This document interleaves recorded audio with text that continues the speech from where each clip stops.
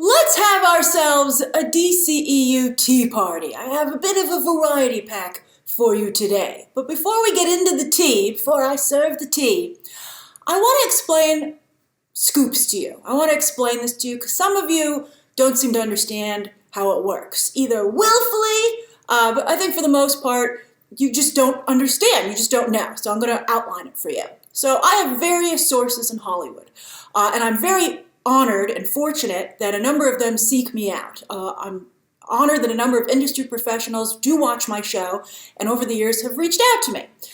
Some have become actually quite good friends. But anyway, this means I get scoops.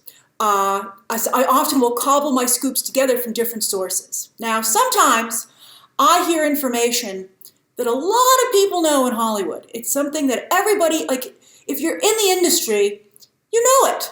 Not only people who work in the industry, but a lot of times a number of reporters get the same information that I'm getting. However, the reason that they can't report it and I can is because they work for publications of various sizes. But no matter what size your publication is, it's a company. That reporter has an editor. That editor has a boss. Look at how the Hollywood Reporter recently fired its very successful editor-in-chief because he wouldn't play ball politically with them, with the owners of the company. And again, he was doing a fabulous job with the trade. So it goes to every level of the trade.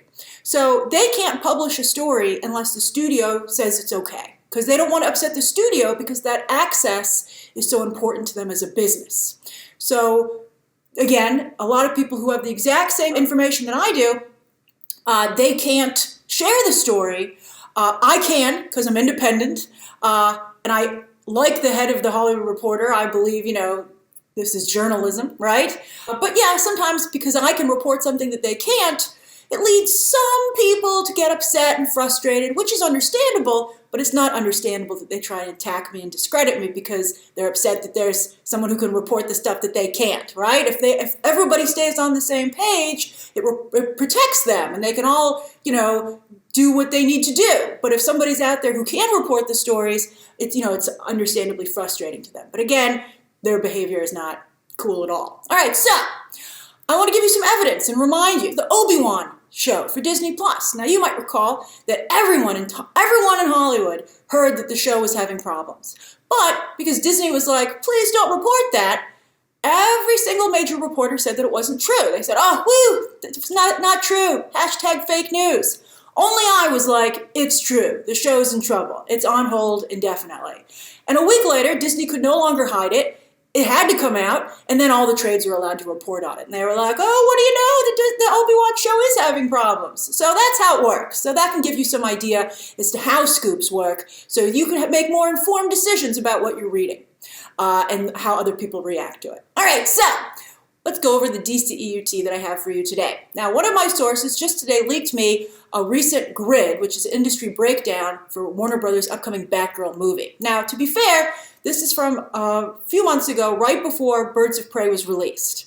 So you would think that Christina Hodson, who in this breakdown is listed as the sole writer on Batgirl and who's also the screenwriter on Birds of Prey, you would think that Warner Brothers would now, after Birds of Prey crashed and burned at the box office, they might add another writer. They might be like, we love you, Christina. Still, maybe, but we need another writer to come in here and make sure this does well. However, inexplicably, Geoff Johns is still one of the main producers on the movie. He's listed first, even though he's widely disliked at Warner Brothers. In fact, I can tell you, Johns is pretty much the one who was responsible for Zack Snyder getting replaced by Joss Whedon. He did it behind his back. That's all I'll tell you today.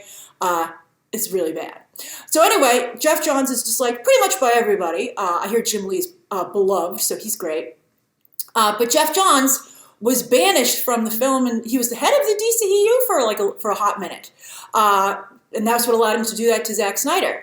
But everybody hated him, and so he got banished to DC Universe streaming service, and maybe he'll redeem himself with Stargirl, which, by the way, I hear is massively delayed because he doesn't know how to be a showrunner.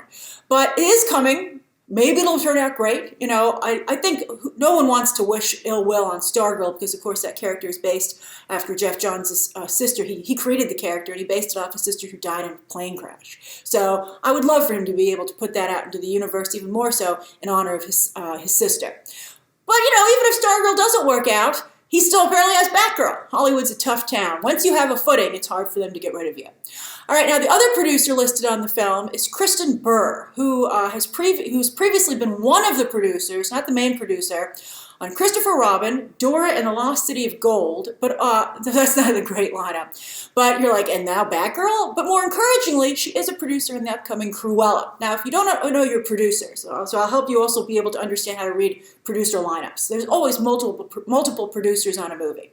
So, an executive producer is someone usually pretty successful who has a lot of clout that doesn't really have anything to do with the movie, but their involvement, their willingness to put their name on it helps it move forward. Or they maybe did some movie that is somewhat loosely connected to this new version, and so they need to be involved out of maybe contractual obligations, or they owned the rights to the property and they let this new film do it, but in exchange for an executive producer credit. And you get a fee with that, and sometimes some of the profits.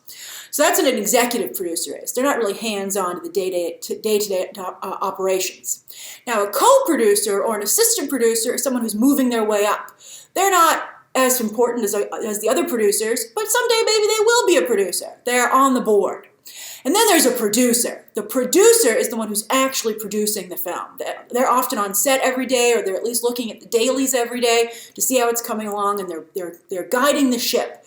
That's why Kevin Feige, for instance, is usually, I think he is in almost every scenario, the only producer in Marvel movies. Someone like James Gunn might be an executive producer, but Kevin Feige is the only actual producer. So that's how you read producer credits. So according to this Batgirl breakdown, the film has two leads. Barbara Gordon, who they're saying will be between the ages of 25 to 30. So that's good. I don't want like a teenage Barbara Gordon. I think that would be pretty insufferable. No one is in talks just yet. The role is open. But then also the male lead will be Commissioner Gordon. And then here's where I was really thrown for a loop when I looked at this breakdown. It said, also, open to anyone.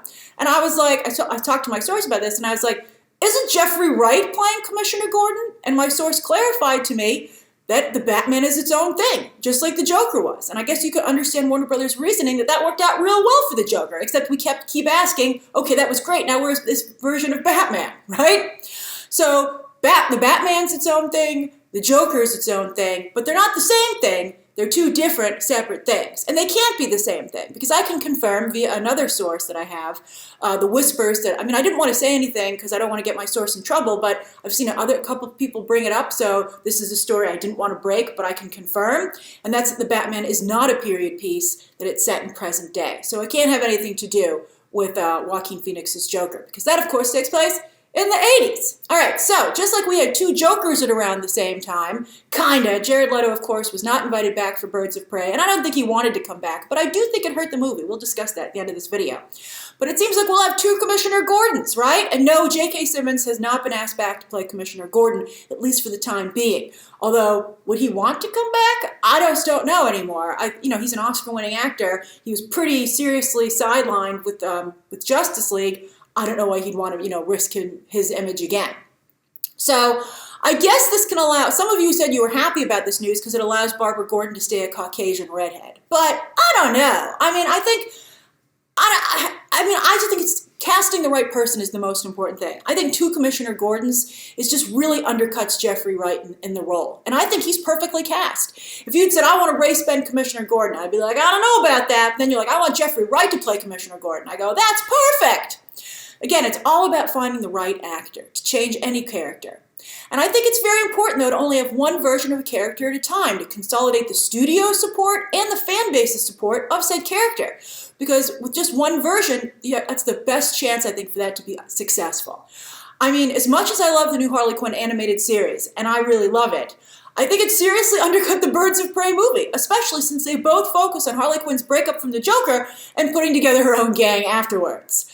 Personally, I don't think we need a standalone Batgirl movie, to be honest with you. Batgirl did get her own year one comic in 2003. It's so good, I recommend you read it. It also might give you some ideas as to what they're going to do with this movie.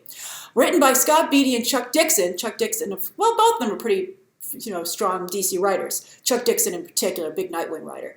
But anyway, phenomenal art by Marcos Martin and Alvaro Lopez, who, by the way, would go on to later do some She-Hulk art, interestingly enough, who's also getting her own. So, well, that's not really going to be about She-Hulk. It's going to be about all the Hulks. But anyway, But that Batgirl Year One story heavily featured Batman and Robin. The story was simply told from Batgirl's perspective. I mean, her origin is unique in that she was not recruited by Batman, but decided to be Batgirl all on her own as Commissioner Gordon's daughter, and eventually Batman, seeing she couldn't be deterred and she could do the job, he allowed her into his inner circle. And I think today especially, that's a very timely story. But again, you need Batman and Robin to tell it. I didn't really like seeing Harley Quinn all on her own. I don't have much interest in seeing Batgirl all on her own. And they keep doing it to the female characters, too. What? All right, now Birds of Prey, as I said, didn't have Batman. It didn't have Joker. It was missing a lot of elements. And I think for that reason, it didn't really feel that much like a DC story. It was supposed to take place in Gotham. Didn't feel like Gotham. Recently, they put Batgirl in Burnside, which was like Gotham's version of Brooklyn. It was okay, but that's what I wouldn't want for the introduction of the character to mainstream audiences at all. I mean, the Harley Quinn animated series has all the DC toys, and it is all the better for it. So what do you think of all this tea? What do you think of scoops? What do you think of the situation with a Batgirl standalone movie? I'm very curious to hear your thoughts. Share them down below. Subscribe today. And of course, as always, you can check out some more videos right now.